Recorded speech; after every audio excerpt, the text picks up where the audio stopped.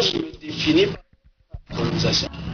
C'est comme on dit que le Cameroun est bilingue. Ça, c'est les gens qui disent ça. Le Cameroun est multilingue. Ce message du prince Koumandoumbé III sonne comme une alerte pour une révolution. Il y a quelques années déjà, l'écrivain signalait le génocide intellectuel et spirituel des peuples africains. Dans son œuvre « L'Afrique s'annonce au rendez-vous la tête haute », il souligne que les populations du continent sont ignorantes de leurs origines, de leur culture, de leur histoire. Sans repères essentiels, elles se sont enchaînées à une extraversion durable, d'où l'urgence de sortir du non-savoir imposé par l'Occident. Le même son de cloche est contenu dans Géostratégie africaine de Jean-Paul Pougala. L'enseignant recommande de donner des instruments justes pour conscientiser les enfants à la fierté d'être africains. Le propos semble trouver de plus en plus éco-favorable auprès de la jeunesse du continent. Douala, mois d'août 2013. Les membres d'un réseau se retrouvent. Ils disent ne pas être afrocentristes, mais proches de l'afrocentricité. Ils refusent d'être appelés africains et se revendiquent Kemet ou Kamit. Le point d'origine, c'est le colloque de 1974 au Caire. Il y avait Cheikh Anta Diop, Théophile Obenga, qui ont démontré que le terme Kem était le terme par lequel ce que nous appelons les habitants de la vallée du Nil, que les non-érudits appellent les Égyptiens, qui ne se sont jamais appelés Égyptiens. Il faut savoir ça. Aucun Égyptien ne s'est jamais appelé Égyptien parce que l'Égypte n'existe pas dans la langue pharaonique. Donc ces habitants s'appelaient Kem. Ils disaient Kem. Ils appelaient leur pays Kemet. Et ils s'appelaient Kemiu, Kemtiu, Kemi. C'est-à-dire que Kem, c'est un bout de charbon de bois. C'est ça le hiéroglyphe pour écrire Kem. Un bout de charbon de bois. Et quand nous parlons en français, ce Kem finit par dire charbon, mais donc pour les personnes, ça voudrait dire charbonner.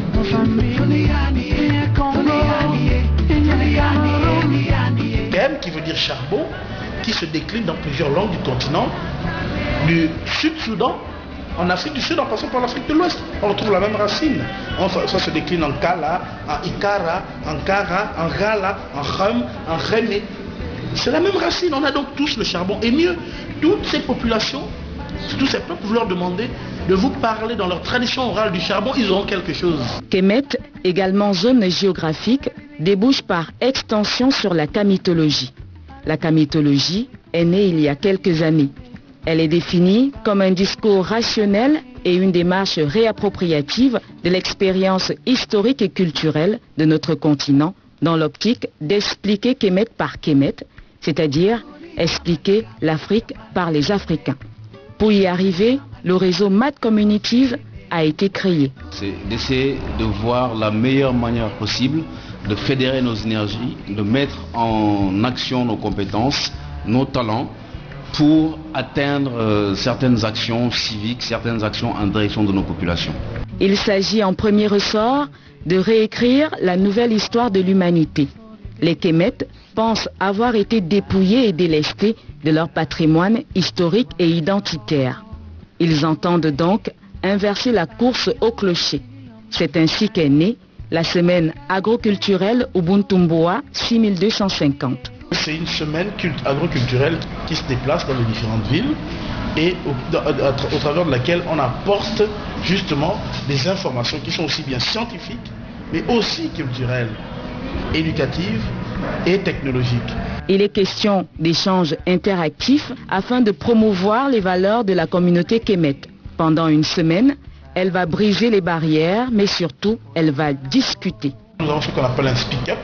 Le speak-up, c'est tout simplement la parole libérée. C'est-à-dire que nous considérons que toutes les forces vives de la nation Kamit, c'est-à-dire de ce pays qu'on appelle Kemet, qu'on appelle continent africain, sont potentiellement des personnes qui peuvent présider à la destinée de ce continent. Nous le soumettons donc à tous les participants un sujet qui est mis en discussion, de façon à ce que nous récoltions ce que nous appelons la parole publique, c'est-à-dire la parole collective. Le reste de temps sera consacré aux conférences et ateliers, mais aussi excursions ou mieux, pèlerinage.